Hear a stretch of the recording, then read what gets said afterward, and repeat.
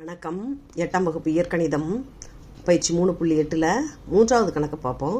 இதில் புள்ளிகளை கொடுத்துட்டு 3வது கணக்கில் புள்ளிகளை கொடுத்துட்டு அது எந்த கால் பகுதியில் அமையும் அப்படின்னு சொல்லி கேட்டிருக்காங்க. எந்த கால் பகுதியில் அமையும் அப்படின்னு கேட்கும்பொழுது நம்ம என்ன செய்யணும்னாக்கா இந்த 3.4 இந்த 3.4 3.-4 3.4 இருந்ததுனாக்கா முதல் கால் பகுதியில் வந்திருக்கும். இது -4ன்னு இருக்கிறதால 4வது கால் பகுதியில் அமையும். 4வது கால் பகுதியில் அமையும். 5,7 அது முதல் கால் பகுதி. ரெண்டுமே ப்ளஸ் புள்ளியாக இருந்ததுன்னா அது முதல் கால் பகுதியில் அமையும். இந்த கிராஃபில் பார்த்தீங்கன்னாக்கா நம்ம ஒரு 4 அதாவது 2 கோடு போட்டு ஹரிசாண்டலாகவும் வெர்டிக்கலாகவும் ஒரு 2 கோடு போட்டு வெட்டுகின்ற புள்ளி ஆதி புள்ளி. இது ஃபஸ்ட்டு டாப் ரைட்டில் இருக்கிறது ஃபஸ்ட்டு கால் பகுதி, டாப் லெஃப்ட்டில் 2வது கால் பகுதி, அதே போல் தேர்டு குவார்ட்டர் இது 3வது கால் பகுதி, இது 4வது கால் பகுதின்னு இதை பிரிச்சுக்கணும். இந்த முதல் கால் பகுதியில் எந்தெந்த புள்ளிகள்லாம் இடம்பெறும்னு பார்த்தீங்கன்னா எக்ஸ் ஆக்சிஸில் ப்ளஸ் நம்பர்ஸும் ஒய் ஆக்சிஸில் ப்ளஸ் நம்பர்ஸும், அதாவது இந்த 2 புள்ளிகளுமே ப்ளஸ்ன்னு வந்ததுன்னா ஃபஸ்ட்டு குவார்ட்டர். இந்த எக்ஸ் ஆக்சிஸ் புள்ளி மைனஸாகவும் இந்த ஒய் ஆக்சிஸ் புள்ளி ப்ளஸ்ஸாகவும் இருந்ததுன்னா அது செகண்ட் குவார்ட்டர். தேர்டு குவார்ட்டரில் பார்த்தீங்கன்னா ரெண்டுமே மைனஸாக இருக்கும். எக்ஸ் ஆக்சிஸும் மைனஸு, ஒய் ஆக்சிஸும் மைனஸாக இருக்கும். அதே போல் ஃபோர்த்து குவார்ட்டரில் பார்த்தீங்கன்னா இந்த ஒய் அச்சில் உள்ள புள்ளிகள் மட்டும்தான் மைனஸாக இருக்கும். எக்ஸ் அச்சில் வர்ற புள்ளிகள் ப்ளஸ்ஸாக இருக்கும். லாஸ்ட்டில் வர்ற கால் பகுதி லாஸ்ட்டாக மைனஸ் வரும். அப்படி நீங்கள் ஞாபகம் வச்சுக்கோங்க. அப்போது இது நம்ம கிராஃபில் குறிக்காதே நம்ம பார்த்து சொல்லிடலாம். இங்கே பாருங்கள், ரெண்டுமே ப்ளஸ்ஸாக இருக்கும் பொழுது அது முதல் கால் பகுதியில் வரும். இங்கே பாருங்கள், எக்ஸ் புள்ளியோ ஒய் புள்ளியோ 0ன்னு வந்ததுன்னா அப்போ எதுக்கு நம்பர் இருக்கோ அந்த அச்சில் வருதுன்னு சொல்லிடணும். இப்போ பாருங்கள், 2 என்பது எக்ஸ் அச்சுக்குரியது, அதனால் எக்ஸ் அச்சில் உள்ளது. ரெண்டுமே மைனஸாக இருந்தால் தேர்டு, ரெண்டுமே ப்ளஸ்ஸாக இருந்தாக்கா ஃபஸ்ட்டு. இங்கே பாருங்கள், அடுத்தது பாருங்கள், லாஸ்ட்டாக மைனஸ் வருதா 4வது கால் பகுதி. இங்கே பாருங்கள், ஃபஸ்ட்டு மைனஸ் 2வது கால் பகுதி. அதே போல் பாருங்கள், இங்கே ஒய் அச்சில் 0 இருக்குது, அப்போ எக்ஸ் அச்சில் தான் அமையும். இங்கே எக்ஸ் அச்சு 0ன்றதால இது ஒய் அச்சில் அமையும். இதை நம்ம குறிக்க முடியாது. ஏன்னா இந்த கிராஃபில் பார்த்தீங்கன்னாக்கா ஓரளவு இப்படி ப்ளஸ்ஸாக போடும்போது 8 ஒரு 9 பாயிண்ட் குறிக்கலாம். இது 50னாக்கா குறிக்க முடியாது. அதனால் நம்ம இந்த புள்ளிகளை பார்த்தே 2வது கால் பகுதியில் அமைஞ்சிடும்னு சொல்லலாம். இந்த புள்ளிகளை அதை பாருங்கள் அழகாக நம்ம குறித்து கூட பார்க்கலாம். இங்கே பாருங்கள் 2,0.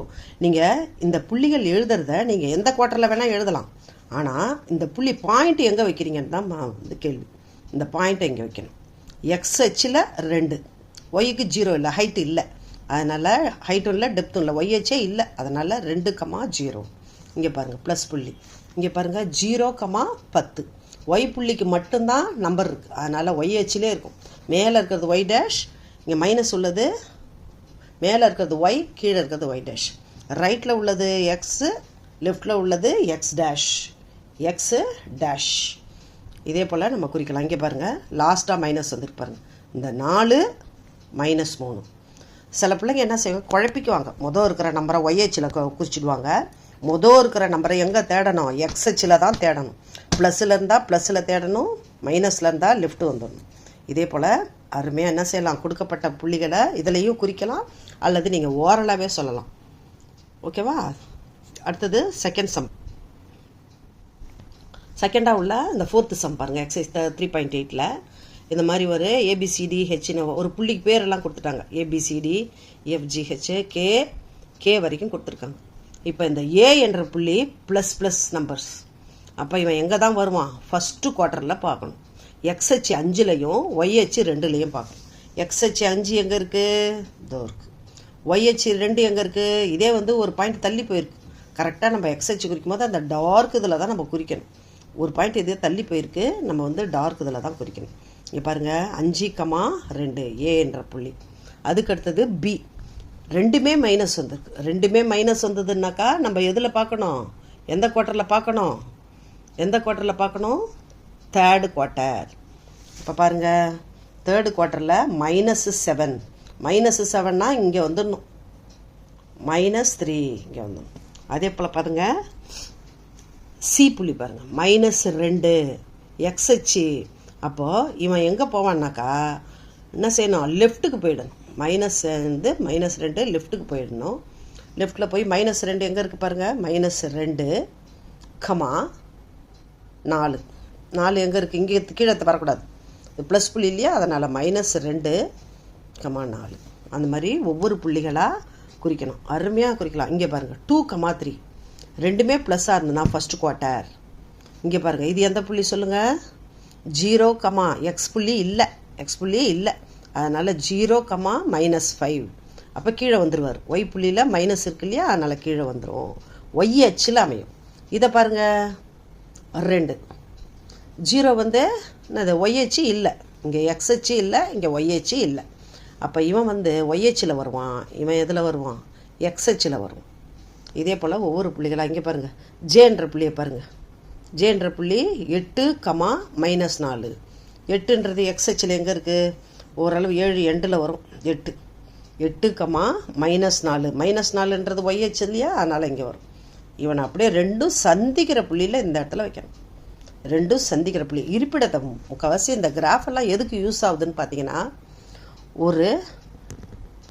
ஒரு வீடோ, ஒரு இடமோ, ஒரு கோவிலோ, ஒரு நகரங்களோ வரைபடம் வரைகிறாங்க இல்லையா, அந்த வரைபடம் வரைகிறதுக்கு இந்த கிராஃப் வந்து ரொம்ப யூஸ்ஃபுல்லாக இருக்கும். இந்த கிராஃப் தியரி நீங்கள் இன்ஜினியரிங்லாம் படிச்சிங்கனாக்கா உங்களுக்கு இந்த கிராஃப் ஒரு பேப்பராகவே வரும். அதனால் கிராஃப் வந்து ரொம்ப எளிமையாக இருக்கும். முதல்ல நீங்கள் செய்ய வேண்டியது இந்த அளவு திட்டம் தான். இந்த அளவு திட்டத்தை செய்யாமல் நீங்கள் வந்து எக்ஸ் வச்ச ஒய் வச்சு குறிக்கக்கூடாது. முதல்ல வந்து நம்ம எத்தனை புள்ளிகள் எக்ஸ்ட்ரீமாக கொடுக்குறாங்கன்னு பார்த்துக்கணும். அப்போ வந்து நம்ம என்ன செய்யணும், 2 ஹரிசாண்டலாகவும் வெர்டிக்கலாகவும் போட்டுக்கிட்டு அதில் வந்து ஒரு சென்டிமீட்டராக குறிக்க போகிறோமா அப்படின்னு பார்க்கணும். இங்கே லெஃப்ட்டில் ஒரு சென்டிமீட்டர் குறிச்சிங்கன்னா ரைட்லேயும் ஒரு சென்டிமீட்டர் தான் குறிக்கணும். அதே போல் டாப்பில் ஒன்று குறிச்சிங்கன்னா பாட்டம்லேயும் ஒன்று தான் குறிச்சிக்கணும். எத்தனை அலகு எடுத்துக்க போகிறீங்க, எப்படி ஜாமெட்ரியில் எப்படி வந்து உதவிப்படம் முக்கியமோ அது வந்து அளவு திட்டத்துக்கு கண்டிப்பாக என்னது மார்க்கு உண்டு. அதனால் அளவு திட்டம் மஸ்ட்டு. இந்த படத்தில் பார்த்தீங்கன்னா குறிக்க சொல்லியிருக்காங்க. 3வது கணக்கில் வரைபடம் தேவையில்லைன்னு இருக்காங்க. உங்களுக்கு விளக்கம் கொடுக்கறதுக்காக இந்த மாதிரி போட்டிருக்கேன். ரொம்ப ஈஸியாக இருக்கும். இந்த ஏ என்ற புள்ளி, பி என்ற புள்ளி நீங்கள் வந்து இங்கே குறிச்சிட்டு, மேம் நீங்கள் இங்கே குறிக்கலாமா, இங்கே குறிக்கலாமா, இந்த எழுதுறதை இப்படி எழுதிக்கலாமா, எங்கே வேணால் எழுதலாம். நம்மளுக்கு முக்கியமானது இந்த புள்ளிகள் தான். அதனால் இந்த பாயிண்ட்ஸை கரெக்டாக குறிச்சிட்டு நீங்கள் அருமையாக என்ன செய்யலாம், கிராஃபில் அப்படியே சொலையாக உங்களுக்கு 8 மார்க்ஸ் கொடுத்துருக்காங்க. அவுட் ஆஃப் 60னா 8 மார்க்ஸ், அவுட் ஆஃப் 100னா உங்களுக்கு அதில் வந்து 10 மார்க்ஸ் கொடுத்துருவாங்க.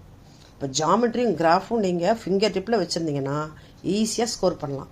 ஈஸியான ஸ்கோர் பண்ணுற ஏரியாவில் இந்த கிராஃபும் ஒன்று ரொம்ப தெளிவாக நம்ம படிக்கலாம். Thank you children.